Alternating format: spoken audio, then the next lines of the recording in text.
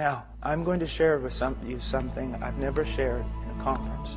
It's a personal testimony. And it might cause many of you to be very disappointed in me, and even not even hear anything I have to say. So be it. I preached in a lot of places once.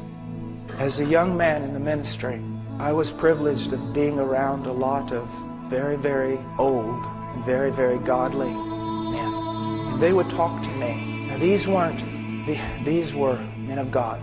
Very staunch, reformed, some of them. People not given to enthusiasm or emotions or any other thing like that. Sound men. But they would talk to me about the power of God. They would talk to me about the presence of God. Not as men quoting stories that they had read, but men who themselves had seen with their own eyes the working of God. And I would go out on the streets in Austin, Texas and preach. I was afraid. There was no boldness. There was no power. There was nothing. But I would always hear the voices of these old men. And one day I decided enough is enough. I will seek Him until I find Him or until I die. I went into a closet and I said, I'll not leave this closet until I know God. 15 minutes later, I fell asleep. My roommates came home and found me in the closet. So I took an alarm clock with me. And please, I'm not saying this for any other reason except I feel like I'm supposed to. Took an alarm clock with me. Set it for every 15 minutes. I'd pray for maybe 5 or 10 minutes. Fall asleep. Alarm clock go off. Set it again. This was my prayer. I didn't pray for China. I didn't pray for the presence of God. In the sense of my ministry, I asked one thing. Lord, you said if I seek you, I'll find you. You said it, Lord, that you would reveal yourself to me. You would let yourself be found by me if I seek you. Night after night after night after night for months. 2 and 3 hours a night, simply sitting there like this, on my knees. Lord, it's been 4 months now. It's been 5 days now, and you still have not come. And just sit there. Lord, I've been here 3 hours, and you have not come. Day after day and night after night. And then one day our church was spring break, and all the college students were going to go on a Bible study ski trip type thing in Colorado. And I felt like the Lord wanted me just to go out into West Texas to the hill country, pretty barren. And I walked on top of those hills for 3 days like a wild man. If you would have seen me, you would have thrown me in an asylum. I was picking up rocks and I was throwing them, literally, physically throwing them at the sky. I was screaming. I was saying, God, I must know you. You must come. You must. I can't live like this anymore. I can't live just reading books.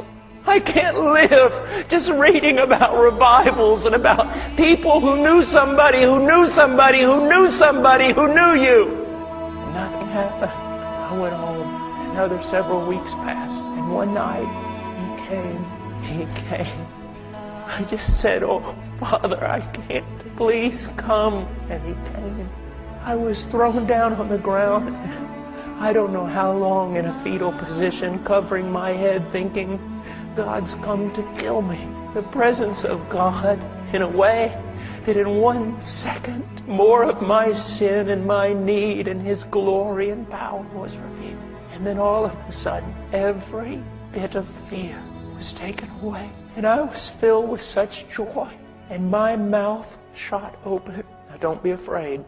Verse after verse from Psalms and from everywhere else. Passages I had read just started coming forth.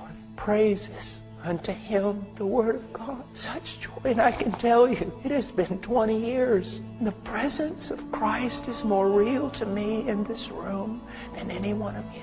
And one of the things that is so bad today is many of you men here, you also have known the presence of Christ. But now most of your prayer life is nothing but praying just a little and then just realizing He hasn't come and getting up and walking away instead of staying there until He does. It's just prayer of going through the motions. You want holiness in your life? Run to Him. And stay there. Stay there. My little boy, whenever I'm putting my shoes on and he realizes my bags are packed, he goes, Daddy, stay with Ian? Daddy, stay with Ian? Or Ian, go with Daddy? I find myself, even this morning in prayer, going, Father, stay with Paul. Father, stay with Paul. Or Paul, go with Father. I see so many boys today in the pulpit. They're boys. As those old men told me, the mark of a man of God is God upon the man. And I don't want to sound, I don't want to sound arrogant. I don't want to sound anything else. I just want to say this, that we have the desperate need to be men marked by the presence of God. We have a desperate need